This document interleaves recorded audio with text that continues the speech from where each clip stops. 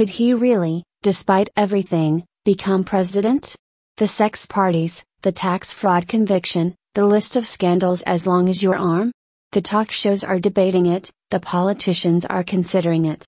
Might 85-year-old Silvio Berlusconi, the business tycoon who became Italy's longest-serving post-war prime minister, crown his extraordinarily colorful career by becoming head of state when MPs choose in January?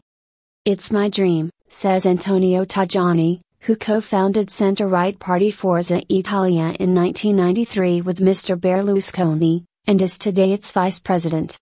In the party headquarters, beneath smiling pictures of a younger Berlusconi beside the words honesty, experience, wisdom, he talks of the rise of a man whose devoted supporters call Il Cavaliere, the knight. Berlusconi is a leader as an entrepreneur, a leader in the football sector as the owner of AC Milan, one of the most important politicians in the history of my country, who worked hard in favor of transatlantic relations, he explains. The former prime minister's political achievements have been overshadowed by his countless criminal charges, though the only conviction that stuck was for tax fraud, and by his infamous sex parties, which he called bunga bunga and which often featured some of the pin-up girls he spent his career promoting. His conviction for paying for sex with an underage Moroccan, nicknamed Ruby the Heart's Teller, was overturned, though he still faces 2 charges of bribing witnesses to keep silent.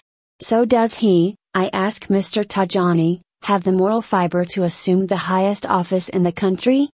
There is a lot of blah blah blah on this, the Berlusconi loyalist replies. This is not the picture organized by the left-wing parties, newspapers and judges.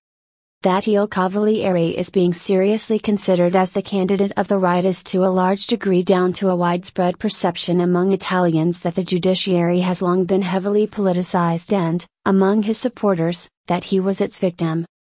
I am the most persecuted man by prosecutors in the history of the world, he once said. But beyond his endless legal woes, his myriad of gaffes have contributed to a sense of woeful unsuitability among his detractors. From calling Barack Obama young, handsome and tan to proclaiming it's better to like pretty women than be gay, his populist rhetoric over the decades has amused and horrified in equal measure.